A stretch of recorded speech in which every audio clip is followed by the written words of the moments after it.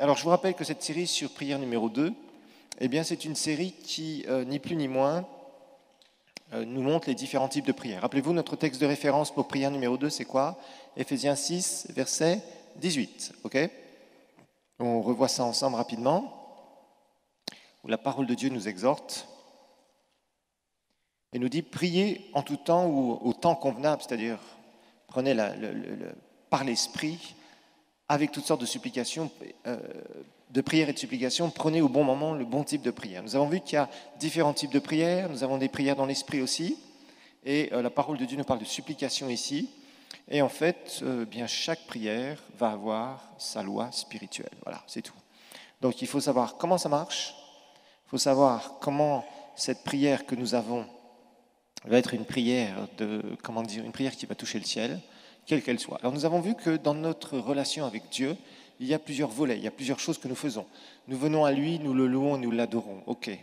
Nous avons des temps où nous recherchons sa volonté et nous devons comprendre les étapes de sa volonté pour accomplir notre destinée. Nous l'avons vu.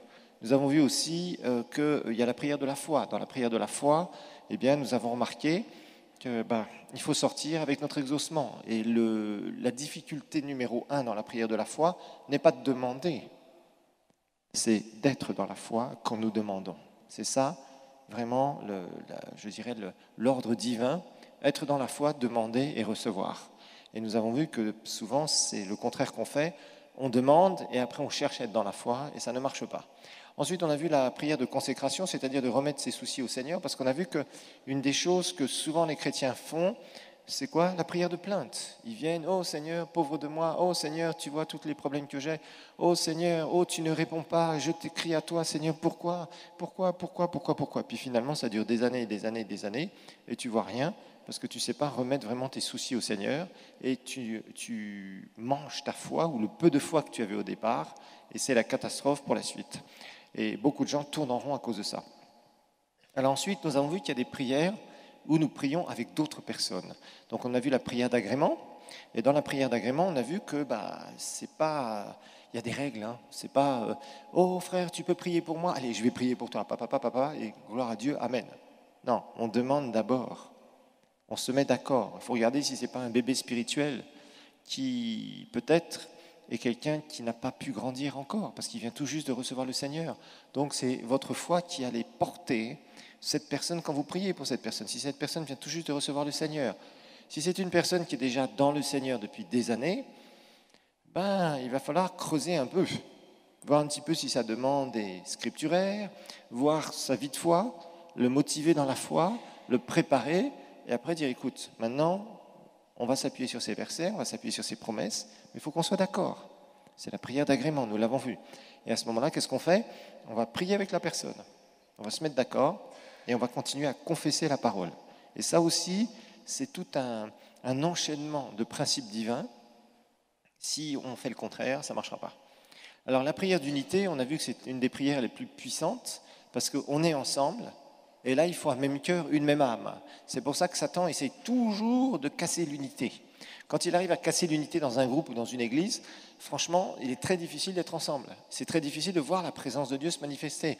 C'est très difficile de voir des exaucements de prière. Pourquoi? Parce que les personnes sont là et elles sont là en train de penser à leurs histoires, leurs machins, leurs trucs, leurs conflits ou quoi que ce soit. Et le diable essaye toujours de faire ça parce qu'il sait qu'au milieu de la confusion, il peut régner. Au milieu des mauvais sentiments, des divisions, hein, vous savez, le diable, il aime diviser pour mieux régner, comme on le dit si bien. Il aime que les gens se tapent dessus. Pourquoi? Parce qu'il sait qu'à partir de ce moment-là, il va y avoir la prière d'unité est très difficile à faire. Alors ensuite, on a remarqué qu'il y avait des prières dans l'esprit. Alors on a vu la prière en langue d'abord, et on a remarqué d'abord qu'il y a différents niveaux dans l'esprit. Okay? Alors on a vu dans Ézéchiel 47, le prophète Ézéchiel est emmené par un ange, il est dans une vision, et il s'avance dans l'eau. Et au début, il a de l'eau jusqu'aux chevilles, après il a de l'eau jusqu'aux genoux, après il a de l'eau jusqu'aux reins, et après, s'il continue un peu, il va se faire embarquer par le courant. Donc on voit que tout ça, c'est une image des choses de l'esprit. Il y a des niveaux dans l'esprit, et il va falloir comprendre cela. Et au début, bien sûr, quand on n'est pas habitué aux choses de l'esprit, c'est comme si certains chrétiens ont à peine le bout des doigts de pied un peu mouillé, entre guillemets. Vous comprenez ce que ça veut dire? Il y en a certains, ils ont un peu d'humidité sous les pieds dans toute leur vie chrétienne. Ça veut dire qu'ils n'ont jamais goûté aux choses de l'esprit. Et ça, c'est très, très dommage, parce que le Seigneur a beaucoup de choses pour nous dans les choses de l'esprit, des choses merveilleuses, et il y a des profondeurs. Alors, le premier niveau des prières dans l'esprit, on a vu, c'est la prière en langue. La prière en langue, c'est quoi? C'est issu de notre baptême du Saint-Esprit. On a vu qu'on dit des mystères sur notre propre vie.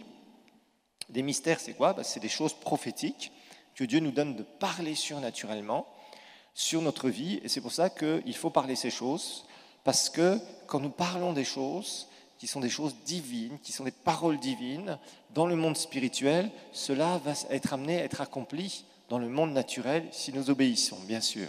Alors c'est pour ça aussi qu'on a remarqué que notre parler en langue va changer au fur et à mesure. Et quand j'ai fait un petit sondage la dernière fois parmi vous, les étudiants, quand je vous ai dit, est-ce que votre prière en langue a changé depuis que vous êtes baptisés du Saint-Esprit? Pour ceux qui avaient plusieurs années déjà et qui sont baptisés du Saint-Esprit depuis plusieurs années, un bon nombre ont levé la main. Pourquoi?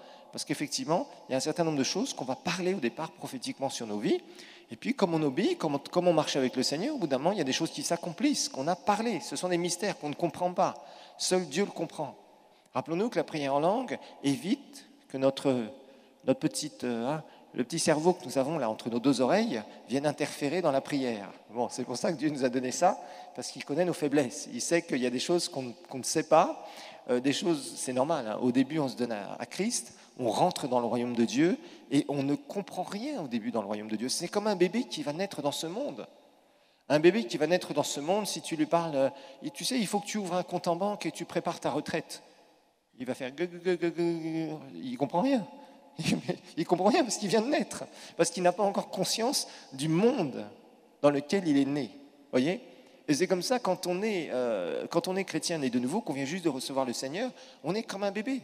On est dépendant de tout. On doit tout nous donner, on doit nous nourrir, on doit s'occuper de nous, sinon on risque de mourir entre guillemets. C'est-à-dire on risque de s'écarter du Seigneur parce qu'on n'aura rien compris et le diable pourra en profiter. Ça ne veut pas dire qu'on sera plus sauvé, mais on sera rétrograde et ça amène beaucoup de conséquences. On parlera des rétrogrades, vous en faites pas, pendant les cours. Alors, en fait, on s'aperçoit qu'on a besoin de s'éveiller au monde spirituel, au monde de Dieu, au monde du royaume de Dieu. Et ça va prendre du temps. Voilà. Et au début, on ne comprend strictement rien. On est là, on reçoit le Seigneur, on dit viens à l'église, ok, fais-toi baptiser dans l'eau, est-ce que tu as reçu Jésus? Oui, oui, quand j'ai reçu Jésus, vraiment, le Seigneur a changé mon cœur. Ok, super, c'est bien, ça commence. Mais là, au début, c'est plus de l'obéissance sans compréhension. Voilà. Tu dois venir à l'église, viens, tu es là, tu vois les autres qui lèvent les mains vers le Seigneur, tu dis, ok, Amen, Alléluia.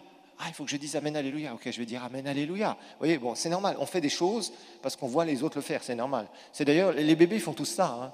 En général, ils imitent ce qu'ils voient. Même les petits-enfants font la même chose. Donc tout ça, c'est tout à fait normal. Et il y a une croissance qui se crée. Une croissance qui se crée. Donc plus tu avances avec le Seigneur, plus tu vas parler des choses sur ta vie. Et la prière en langue est très précieuse par rapport à ça. On a vu aussi, bien sûr, qu'elle nous aide à, elle nous aide à être de plus en plus connectés avec les choses de notre esprit. Rappelez-vous que dans votre esprit, ce sont les choses de Dieu. Le Saint-Esprit va mettre des choses dans votre esprit. Un des plus grands secrets simples dans la prière, c'est d'apprendre à écouter quoi? Votre nature spirituelle. Mais encore faut-il être conscient de cette nature spirituelle. Et beaucoup de gens n'en sont pas conscients. Pourquoi? Parce qu'ils prient, il y a un truc qui se passe, c'est de l'émotionnel. Vous savez, il y a beaucoup de chrétiens, en tout cas moi ici, j'ai vu beaucoup de chrétiens qui sont extrêmement émotionnels. Vraiment très émotionnels. Et dans la prière, vous devez marcher avec conviction. Beaucoup de gens sont là et quand ils sont trop touchés dans leurs émotions, d'un seul coup, pif, ils peuvent changer complètement leur prière, ils peuvent avoir des comportements complètement différents qui changent du tout au tout.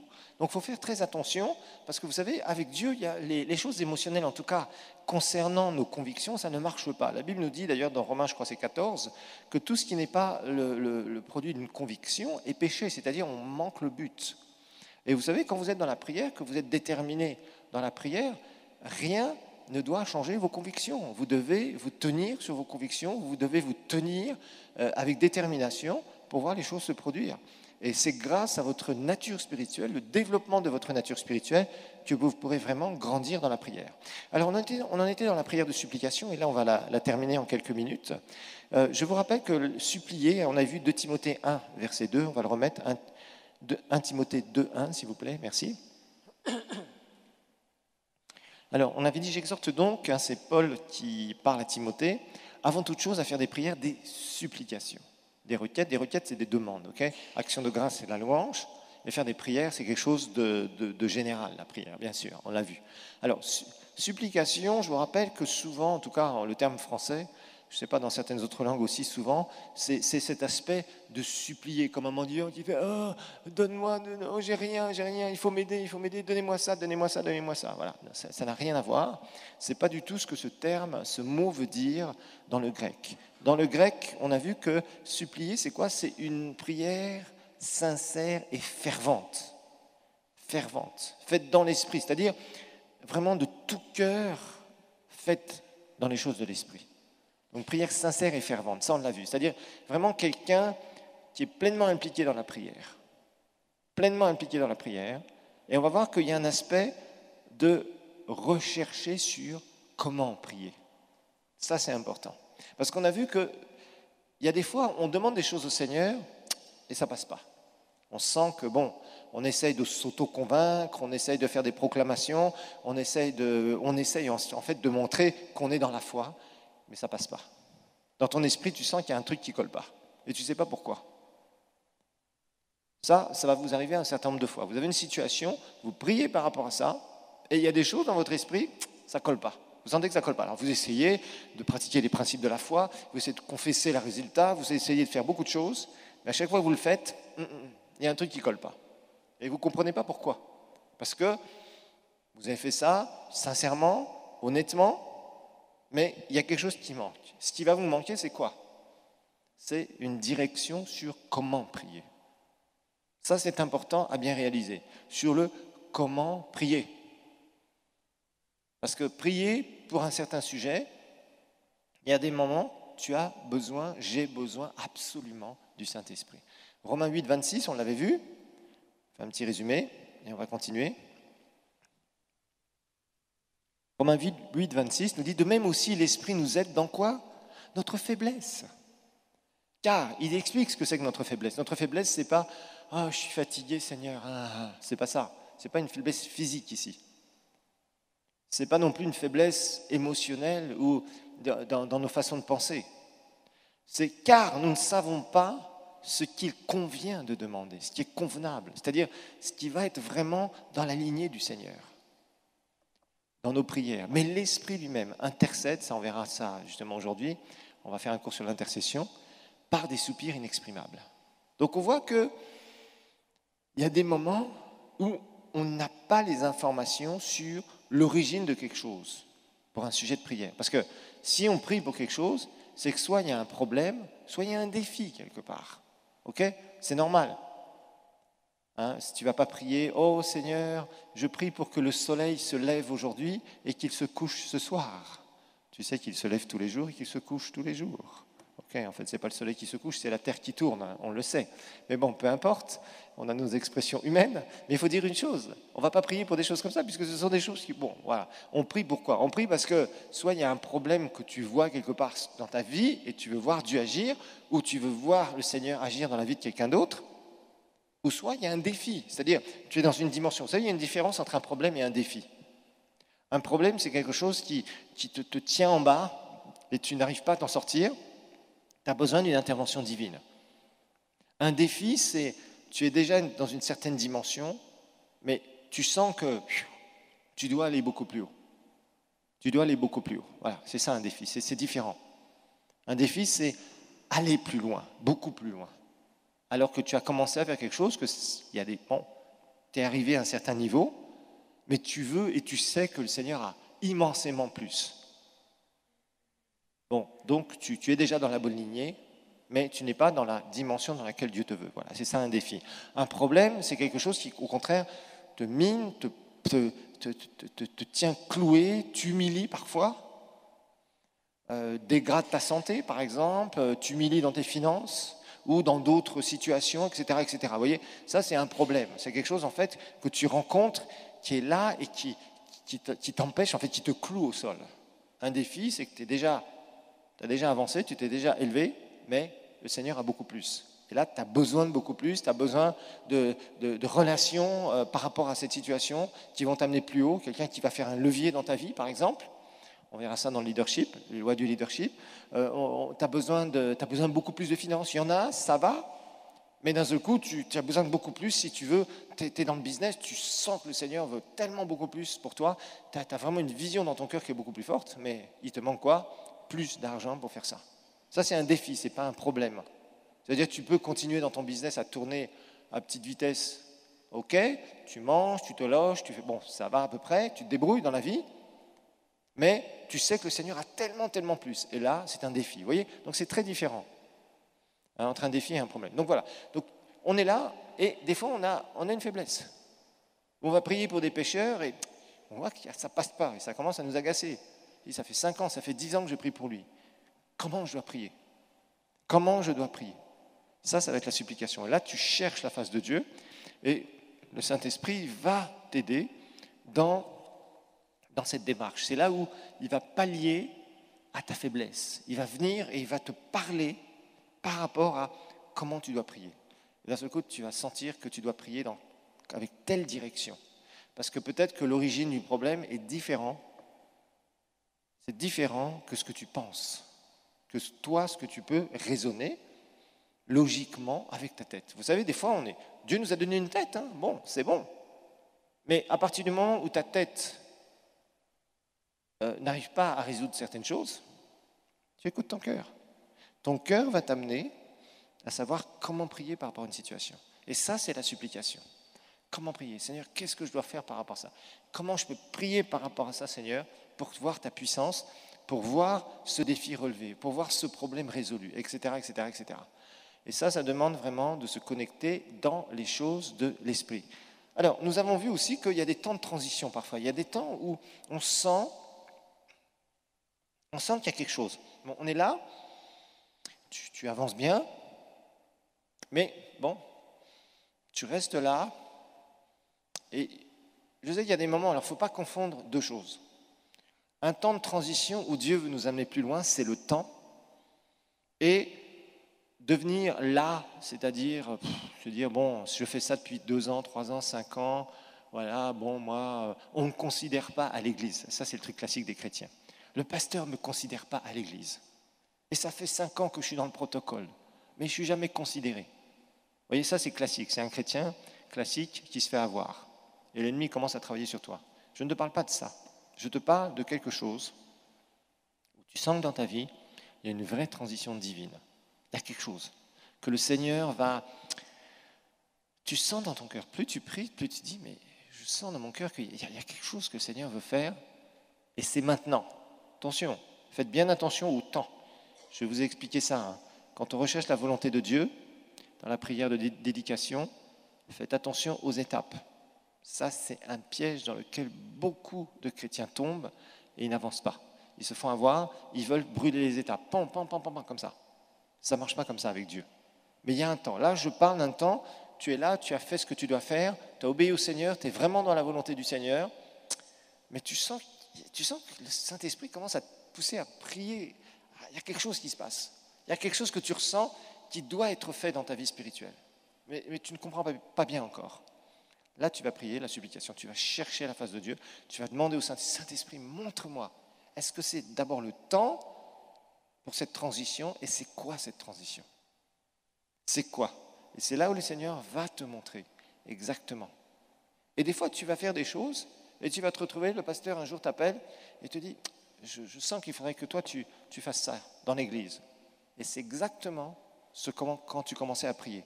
Et ça sera une confirmation de ce que le Seigneur te donne comme promotion. Rappelez-vous, nous les serviteurs de Dieu, Dieu nous parle. Dieu parlait à Moïse. Et Moïse donnait les instructions au peuple. Vous voyez, trop souvent les chrétiens font l'inverse. Dans l'église de Dieu, les chrétiens disent, non, moi le Seigneur m'a dit, le Saint-Esprit m'a dit, pasteur, que je dois faire ça, que je dois faire ça. C'est pas comme ça que ça marche. Les gens n'arrivent pas à comprendre le royaume de Dieu. Dans la tête, ils ont la démocratie et ils prient la démocratie. Ce n'est pas la démocratie. Je suis désolé de le dire. Nous sommes dans une théocratie dans l'Église de Dieu. Nous sommes peut-être dans les démocraties ou plus ou moins dans ce monde, mais dans l'Église de Dieu, c'est la théocratie. Dieu parle à ceux qu'il a oints et ceux qu'il a oints, ils mettent en action ce que le Seigneur leur montre quand on est sensible au Saint-Esprit. C'est tout. C'est comme ça que ça marche. Et des gens qui cherchent des promotions à droite à gauche dans les églises ou qui changent d'église en espérant avoir des promotions de droite et de gauche, ils se trompent.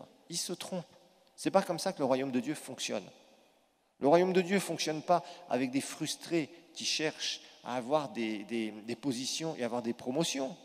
Le royaume de Dieu fonctionne avec des gens qui sont fidèles, qui sont loyaux, et à partir du moment où ils sont soumis à une autorité spirituelle, à des ministères oints, c'est là où ils peuvent rentrer dans leur destinée concernant le service de Dieu. C'est comme ça que ça marche. Quand on ne fait pas ça, c'est la catastrophe. Et souvent, malheureusement, les gens se trompent. Je fais cette parenthèse parce que j'ai vu que souvent, des gens utilisent certains enseignements. J'en ai entendu beaucoup qui ont eu les enseignements que vous avez eus et qui viennent me raconter « le Saint-Esprit m'a dit, le Saint-Esprit m'a dit, le Saint-Esprit m'a dit », et je leur dis « faites attention ». Et quelques temps plus tard, ils font leur soi-disant truc que le Saint-Esprit avait soi-disant dit, et des années plus tard, ils ne portent pas de fruits, ils ne portent plus de fruits, ou ils sont rétrogrades, ou ils sont dans des fausses prophéties, ou ils sont dans des fausses doctrines. J'en ai vu beaucoup, frères et sœurs. Je tiens à vous avertir. Mon rôle est de vous avertir. Maintenant, le reste, vous gérez votre vie comme vous voulez. En fait, attention. Alors, dans cette prière, il y a vraiment un aspect, on s'en était arrêté là la dernière fois, de faire naître quelque chose dans l'esprit. Ça, c'est quelque chose qui est important. Faire naître quelque chose dans l'esprit. Quoi que tu aies comme appel, que ce soit quelque chose vraiment de séculier, c'est-à-dire qui n'est pas directement lié à un travail dans l'Église, ou que ce soit dans le ministère, il y a une naissance des choses de l'esprit et dans l'esprit. Vous voyez, c'est par exemple, c'est la même chose quand il y a des églises qui naissent. Les vraies églises qui naissent, je vais vous le dire clairement, quand on est dans le ministère, on ne peut pas dire de faire naître une église comme ça. Ou alors on fait une œuvre charnelle. Et il y a beaucoup d'œuvres charnelles. Il y a beaucoup d'églises qui ne devraient jamais être là, parce que ce ne sont pas des vraies églises selon la parole de Dieu. C'est une volonté permissive de Dieu, parce que l'homme aussi a de quoi lui-même faire certaines choses par sa propre volonté. Vous savez, quand vous faites quelque chose selon votre propre volonté, qui n'est pas la volonté du Seigneur, vous êtes dans ce qu'on appelle dans la volonté permissive de Dieu. Et Dieu ne pourra vous bénir que d'une façon limitée. Dieu ne peut pas nous bénir pleinement comme il le veut, dans le plein potentiel qu'il veut faire, quand nous sommes dans sa volonté permissive. Ça, c'est le problème que beaucoup de gens ne réalisent pas.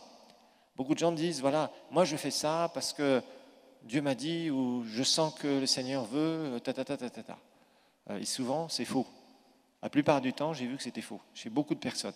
En tout cas, quand une personne n'est pas correctement connectée avec l'onction d'un serviteur de Dieu, il a un problème. Et souvent, les gens sont là, ils ont cet esprit d'indépendance, et ils font leur truc, ils prient leur truc, et ça, c'est un mort-né, c'est un Ismaël. Les morts-nés, on en a plein.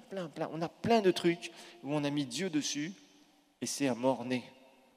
C'est terrible. On voit beaucoup ces choses-là. On voit beaucoup de fausses couches dans le monde spirituel. Beaucoup.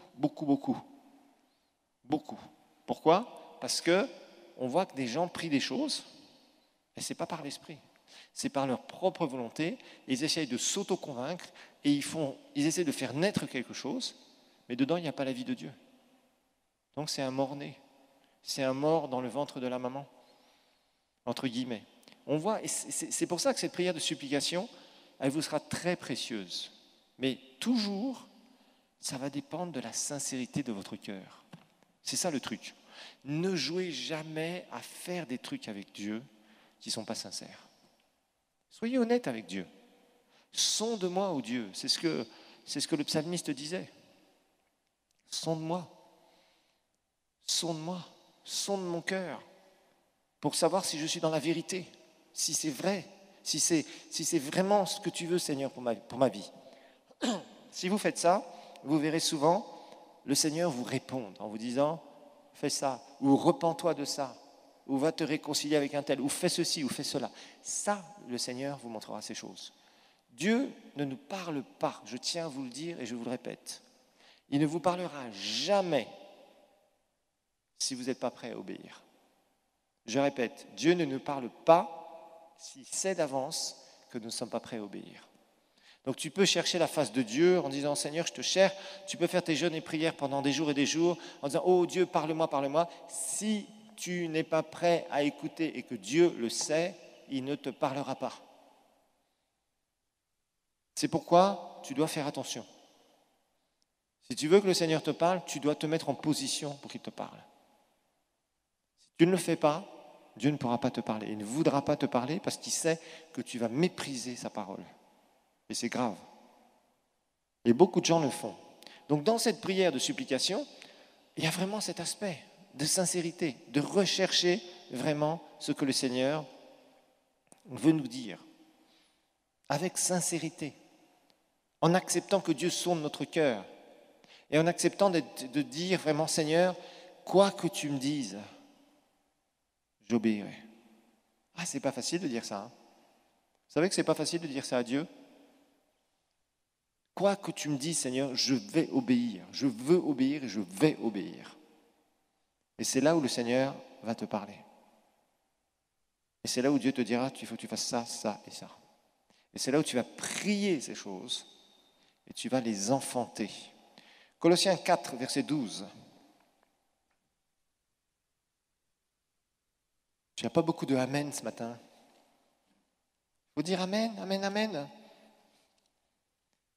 Oui, je vous dis des choses réelles, vous savez. Je ne vais pas vous raconter des histoires. Je ne vais pas vous raconter que tout le monde est très grand ici. Demain, chacun d'entre vous, vous serez le numéro 1 businessman ou businesswoman du Burundi. Ah non, il peut y en avoir qu'un seul numéro 1. Donc si on le dit à tous, on ment. Vous voyez, bon, il y a beaucoup de baratins aujourd'hui comme ça. Tu es un grand apôtre. Je discutais avec un serviteur de Dieu hier, et il était comme moi. On est vraiment effaré de voir tous ces titres. Il me racontait un jour qu'il était au marché. Il était au marché et il rencontre quelqu'un qu'il connaît, et il le salue. Et le gars lui dit maintenant tu sais, hein, moi, je sers le Seigneur. Hein. Il dit, ah bon, toi tu sers le Seigneur. C'est le pasteur que je connais bien, il dit, tu sers le Seigneur. C'est un très bon pasteur d'ici. Et il dit, ah oui, ah bon, tu es là. Et tu es là au marché. Ah ok. Oui, alors il lui donne, tiens, voilà ma carte. Alors il regarde la carte, apôtre machin. Ah, apôtre. Alors je rigolais, puis je lui disais, oui, c'est l'apôtre du Nido, du lait en poudre. Parce que 5 jours par semaine, il est là au marché en train de vendre je ne sais quoi. Il ne vendait peut-être pas du lait en poudre ou quoi que ce soit, mais bref, vous voyez ce que je veux dire. Mais franchement, comment est-ce qu'on peut être apôtre et être au marché en train 5 jours par semaine ou 6 jours par semaine et vendre du nido ou des légumes ou des fruits? Je vois pas où est-ce qu'on a le temps d'être apôtre. Rappelez-vous, le ministère est surnaturel. Par contre, on a beaucoup de farceurs. C'est vraiment triste. Hein. Bon, j'espère qu'avec le cours sur les ministères, vous avez compris ce qu'étaient vraiment les ministères. En tout cas, j'en ai été clair là-dessus. Maintenant, c'est à vous de voir. Colossiens 4,12 nous dit « Epaphras, votre compatriote, vous salue, serviteur du Christ Jésus. » Regardez bien, il ne cesse de combattre pour vous dans ses prières, afin que parfait ou mature, hein, rappelez-vous, parfait ça veut dire mature, et pleinement persuadé, vous puissiez persister dans une entière soumission à la volonté de Dieu. Wow. On voit que Epaphras, hein, qui était bien sûr le pasteur de l'Église, hein, c'est ce qu'on suppose largement, en tout cas les commentateurs bibliques, disent que Epaphras était le pasteur de l'Église de Colosse. Rappelez-vous que l'Église de Colosse n'a pas été fondée par Paul, mais certainement par quelqu'un que Paul a formé, qui devait certainement s'appeler Epaphras. Ça paraît évident, en tout cas, c'est le seul nom que nous avons. Alors, on s'aperçoit que finalement, ce pasteur priait, c'était un combat. Donc il y a un combat dans la prière.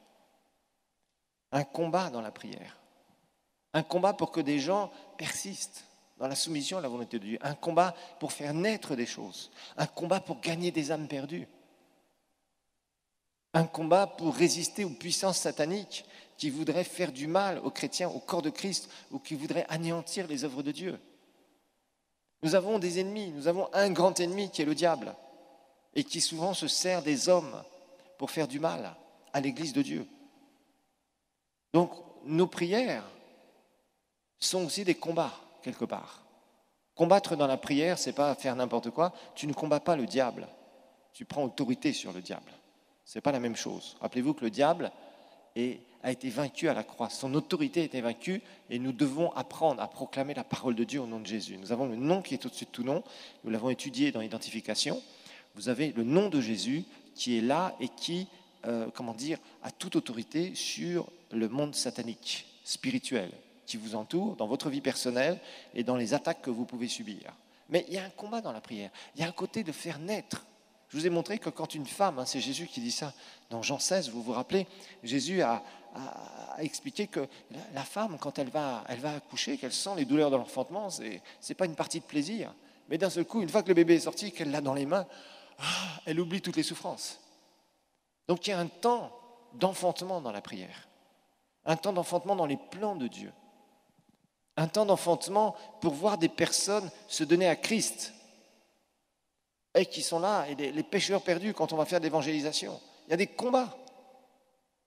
Il y a des puissances sataniques qui veulent empêcher ces choses parce que Satan sait qu'on va lui rafler les âmes perdues.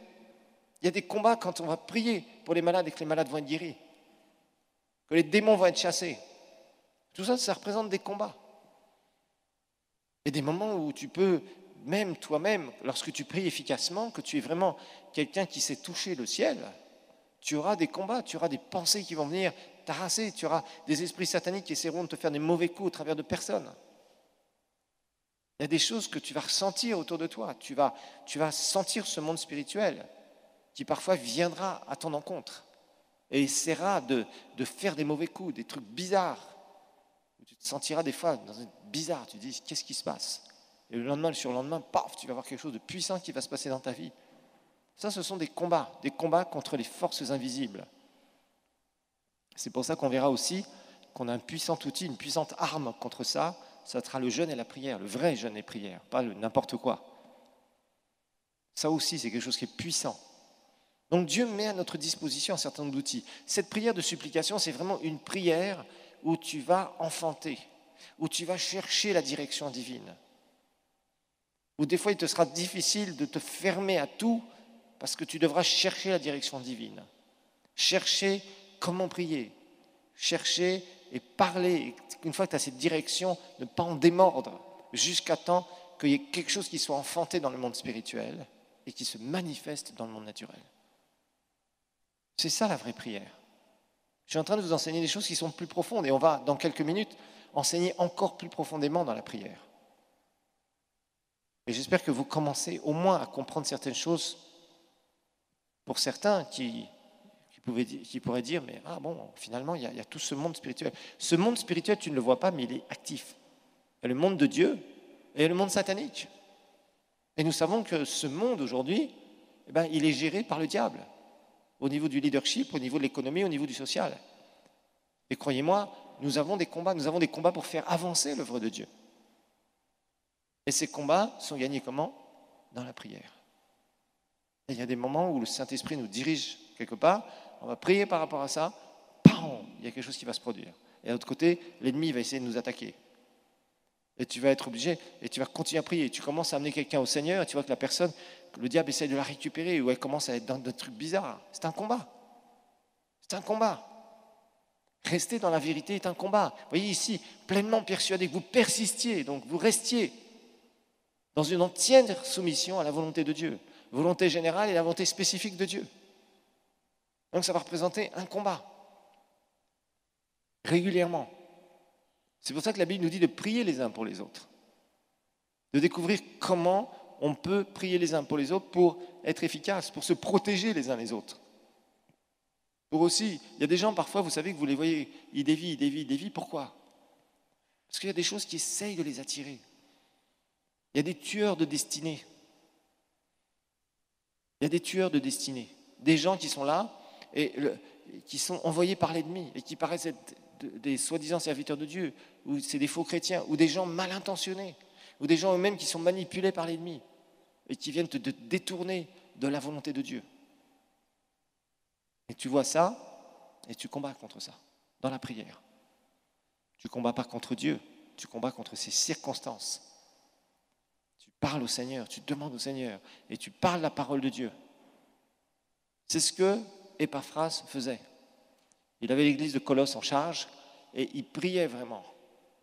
Il proclamait la parole de Dieu sur eux pour qu'ils soient disposés à persister, à faire cette volonté de Dieu. Parce que la clé de la réussite, c'est de marcher dans la volonté de Dieu.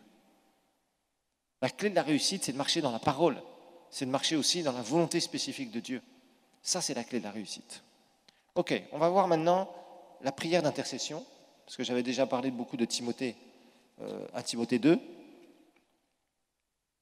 Alors, la prière d'intercession, la fameuse prière d'intercession.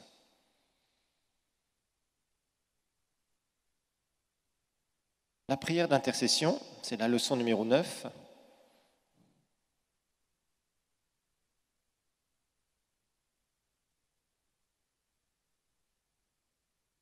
La prière d'intercession. Alors, je vous rappelle qu'il y a des niveaux dans l'esprit. Je vous rappelle encore. Moi, je compare souvent la prière en langue, avoir de l'eau jusqu'aux chevilles. Jusqu'aux genoux, c'est la supplication. Et l'intercession, c'est jusqu'aux reins. Je vous rappelle Ézéchiel 47 qu'on avait vu. Et après, si tu commences à vraiment rentrer dans le réveil, là, tu es embarqué dans le flot de la rivière de Dieu.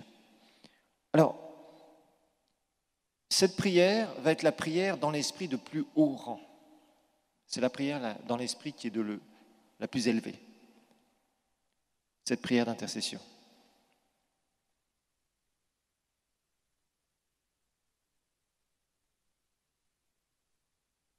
C'est vraiment celle qui est la plus profonde.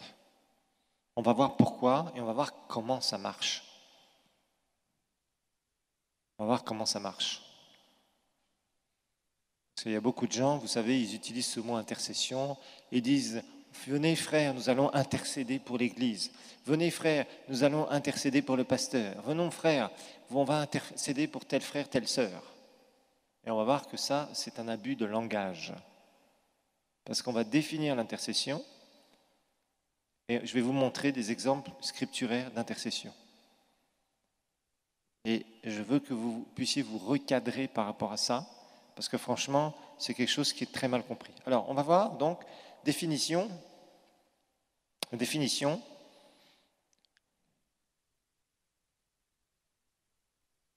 Alors, notez que l'intercession, ça c'est super important cette définition. L'intercession, c'est le fait de plaider la cause. L'intercession, c'est le fait de plaider la cause de quelqu'un qui est coupable. L'intercession, c'est le fait de plaider la cause de quelqu'un qui est coupable et qui est sous un jugement. Donc l'intercession, c'est le fait de plaider la cause de quelqu'un qui est coupable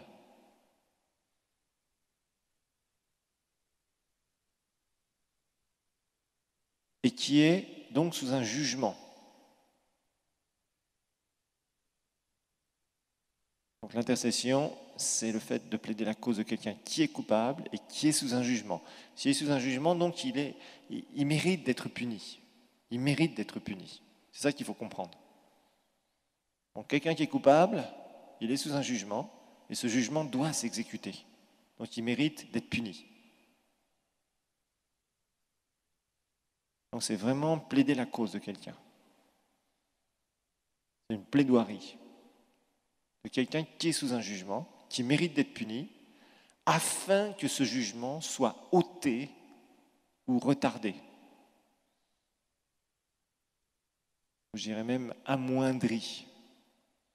Afin que ce jugement soit ôté ou amoindri ou même retardé.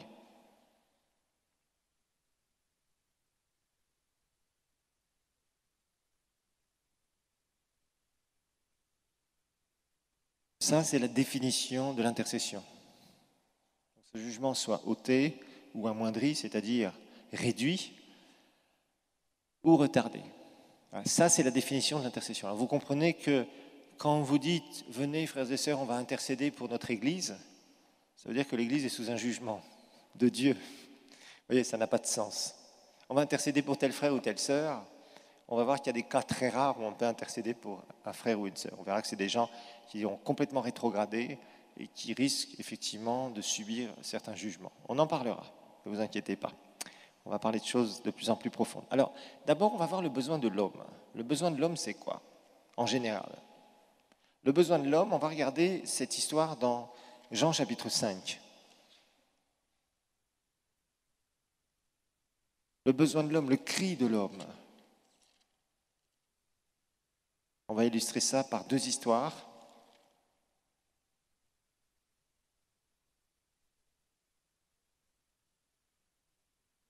On va regarder Jean chapitre 5, du verset 1 au verset 9. Et on va voir le cri de cet homme, qui représentera le cri de l'humanité sous un jugement. Après cela, il y eut une fête des Juifs et Jésus monta à Jérusalem. Verset 2. Or, à Jérusalem, près de la porte des brebis, il y a une piscine qui s'appelle en hébreu Bethesda et qui a 5 portiques. Sous ces portiques était couché un grand nombre de malades, des aveugles, des boiteux, des paralytiques qui attendaient le mouvement de l'eau. Car un ange descendait de temps en temps dans la piscine et agitait l'eau, et celui qui descendait en premier, après que l'eau avait été agitée, était guéri, quelle que fût sa maladie. Verset 5, on va commenter ça, vous inquiétez pas. Là se trouvait un homme malade depuis 38 ans. Verset 6. Jésus, l'ayant vu couché, et sachant qu'il était malade depuis longtemps, lui dit, « Veux-tu être guéri ?» Regardez bien la réponse de cet homme. Le malade lui répondit, un homme qui souffrait de paralysie depuis 38 ans. Imaginez-vous 38 ans. 38 ans où vous ne pouvez rien faire de votre vie. Le gars était complètement, totalement, absolument désespéré. Et il va répondre quelque chose, « Seigneur, je n'ai personne, regardez bien, je n'ai personne pour me jeter dans la piscine quand l'eau est agitée, et pendant que j'y vais, un autre descend avant moi. » Verset 8, « Lève-toi, lui dit Jésus, prends ton lit et marche. » Verset 9, « Aussitôt cet homme fut guéri, il prit son lit et marcha. » Vous aimez bien cette histoire? On l'a tous lu quelque part. Mais on a une question. Quand on est sauvé, on est rempli du Saint-Esprit, on sait que, bon, c'est le Seigneur qui guérit, et le Seigneur ne guérit pas par hasard. Alors là, on se dit, c'est bizarre. Quand le premier malade qui arrive à descendre dans l'eau, quand il y a un ange qui vient, c'est lui qui sera guéri. Alors, on va regarder un petit peu ce que la Bible dit, et on va commenter. Alors d'abord, il faut savoir, quand on lit ce passage, d'abord, dans les meilleurs manuscrits, quand on lit le verset 3, si vous avez des Bibles à commentaires, vous verrez qu'il y a des commentaires à partir du verset 3. Alors, des paralytiques qui attendaient le mouvement de l'eau, car un ange du Seigneur descendait, verset 4, car un ange du Seigneur descendait périodiquement dans la piscine qui agitait l'eau, et celui qui descendait le premier, après que l'eau avait été agitée, était guéri, quelle était sa maladie. Alors, moi j'ai un commentaire, c'est que ces mots ne sont pas dans la plupart des bons manuscrits, ce qu'on appelle. On expliquera ce que c'est que l'histoire de la Bible. Alors, ça veut dire quoi? En général, si vous avez une bonne Bible, ces mots-là sont mis entre parenthèses, pour certains d'entre vous, parce qu'effectivement, ce n'est pas quelque chose qui a été retenu par un certain nombre de textes. On expliquera pourquoi, on expliquera comment la Bible a été réunie, le texte de l'Ancien Testament, le texte du Nouveau Testament. On fera en deuxième année l'histoire de la Bible. Alors, quoi qu'il en soit, bon, on va considérer ce texte quand même, mais on voit que, d'abord, vous savez, avec Dieu, il n'y a pas de superstition. En France, par exemple, il y a un endroit qui s'appelle Lourdes. Je pense que certains qui étaient dans les religions traditionnelles, vous en avez entendu parler. Et il est dit que bon, il y aurait eu la Sainte Vierge qui apparaîtrait à certains moments et que quand quelqu'un arrive à la voir, il y a des miracles. Voilà. Bon, il y a tout un tas de superstitions comme ça. Il y a des endroits où on va vous dire, si tu bois l'eau du Jourdain, de la rivière du Jourdain, Dieu va te purifier de toutes tes maladies. Vous voyez ce que je veux dire? Bon, et on sait que tout ça, ce n'est pas scripturaire. Ce ne sont pas des fables. Bon, ce sont des fables, pardon. Ce sont des histoires qu'on raconte parce qu'il n'y a pas de miracle divin sans foi ou sans quelqu'un qui a une onction de guérison et qui s'approche de quelqu'un. Voilà, c'est clair si j'étudie la parole de Dieu. D'ailleurs, on remarquera verset 7, quand Jésus lui propose d'être guéri. Vous savez, quand vous étudiez les 4 guérisons, il y en a qui les ont comptés précisément, il est parlé qu'il y a 19 cas de guérison dans les 4 évangiles, et il y a 17 cas où c'est par la foi de la personne, ou des gens qui étaient là, que les gens ont été guéris. Il y a seulement 2 cas, dont celui-ci, où d'un seul coup, pour une raison souveraine, ça existe, ça se voit, Dieu va guérir un malade. Par exemple, ici, il y avait plein de paralytiques, il y avait des boiteux. Jésus arrive autour de cette piscine et il y avait plein de gens qui étaient là. Il y avait une superstition. Premier qui descend dans l'eau, quand un ange. Comment elle sait qu'il y a un ange? Ah, c'est l'eau qui bouge, mais le vent fait bouger l'eau aussi. Alors, est-ce qu'on peut confondre l'ange et le vent qui va faire bouger l'eau? Vous voyez ce que je veux dire? Bon, on sait que ces gens croyaient une superstition, tout simplement. C'était clair.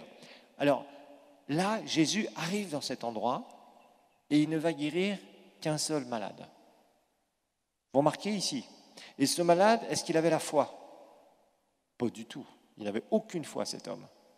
Il croyait une fable. Il disait, moi, j'ai personne pour me jeter dans l'eau le premier. Donc les autres y vont. Est-ce qu'ils sont guéris? Ça, c'est une autre histoire. Bon. Et en fait, ce qui se passe, c'est que Jésus, ici, s'approche de cet homme par une révélation du Saint-Esprit et lui dit simplement, est-ce que tu veux être guéri? C'est tout ce qu'il lui dit. On étudiera les dons spirituels, on verra le don spécial de foi et on verra le don d'opérer des miracles. Ce sont des dons de puissance. On étudiera ça l'année prochaine dans les 9 dons du Saint-Esprit. On verra comment Jésus exerçait les dons du Saint-Esprit et beaucoup de dons avec puissance, de puissance. Alors ici, Jésus s'approche, dirigé par l'Esprit. Je pourrais vous le montrer un peu plus tard, mais il avait eu une vision en fait. Parce qu'il dira que le Fils ne fait que ce qu'il voit faire au Père, juste un peu plus tard. Jésus a eu une vision de cet homme. Il est arrivé près de cette piscine, il a été vers cet homme. Et il lui a dit, est-ce que tu veux être guéri? C'était un acte souverain de Dieu. Quand des gens sont très très loin, c'est comme dans l'évangélisation. C'est étonnant de voir les témoignages.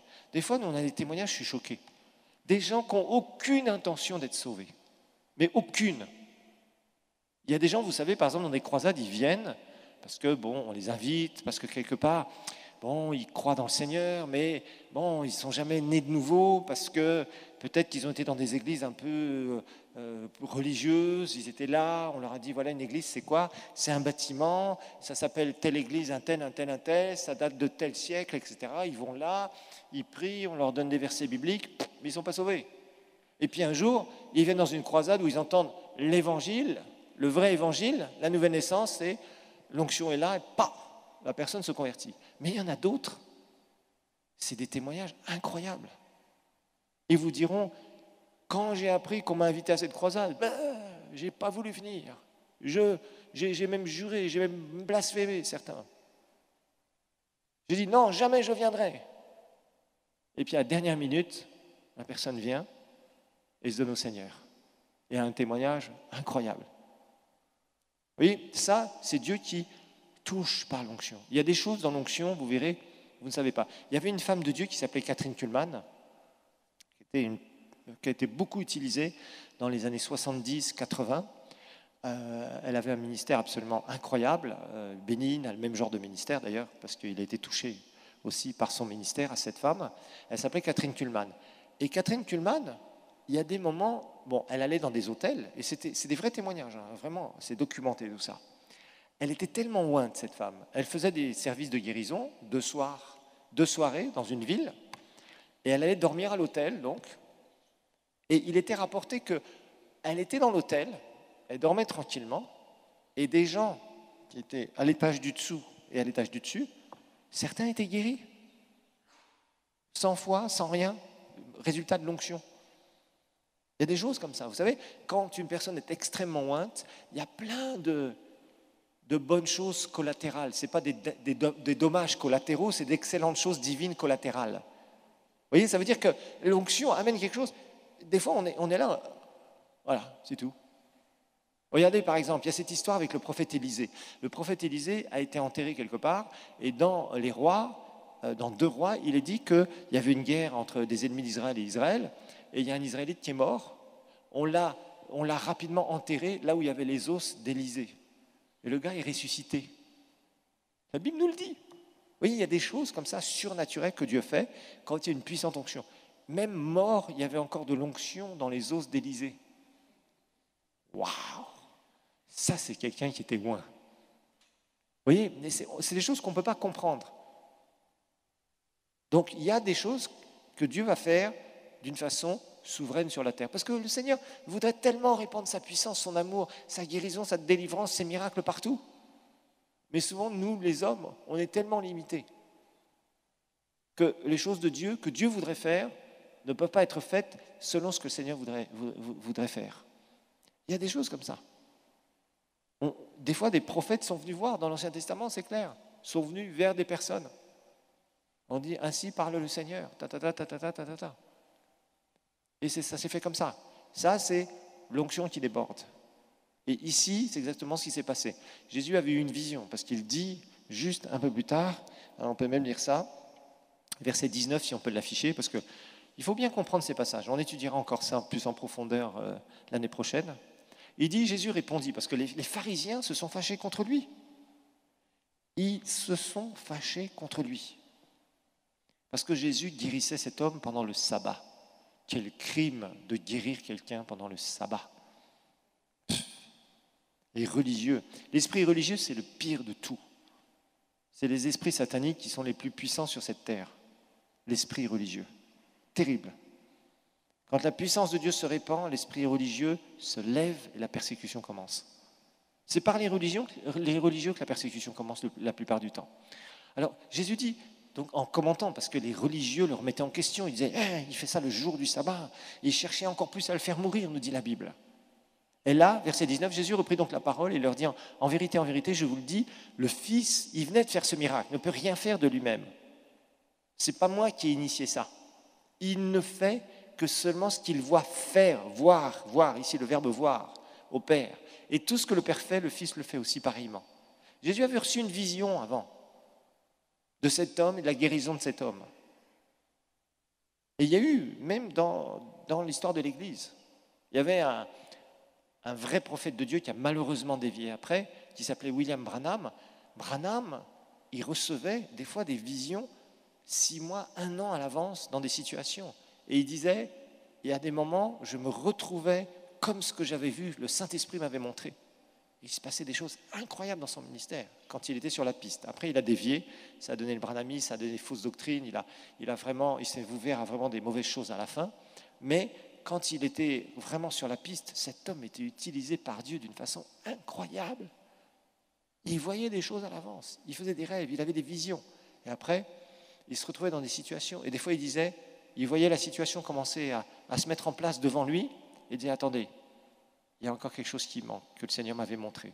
Et d'un seul coup, le détail se met en place, il dit, c'est bon. Et là, il commençait à prier ou à ordonner les choses, bam, des miracles se produisaient incroyables. Vous voyez ?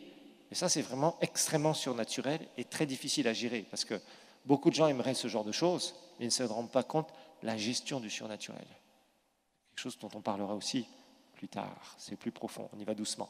Ok, donc revenons au cœur de cet homme. Cet homme dit au verset 7, « Seigneur, je n'ai personne pour me jeter dans la piscine. » Lui, il voyait son histoire de fable. « Seigneur, je n'ai personne. » C'est ça. Ça, c'est le cri de l'homme. L'homme qui est désespéré. « Je n'ai personne. » Ça veut dire, j'ai besoin de quelqu'un. Tout seul, je suis foutu. Est-ce qu'il n'y a pas quelqu'un qui peut m'aider ? Ça, c'est le cri de l'homme. On verra dans le cours suivant qu'il y a un autre homme qui va demander un arbitre. Et on verra aussi que Dieu a un cœur pour les hommes, même pour les pécheurs les plus perdus et les plus pervers. Voilà, on clôture ce premier cours. On fait une pause.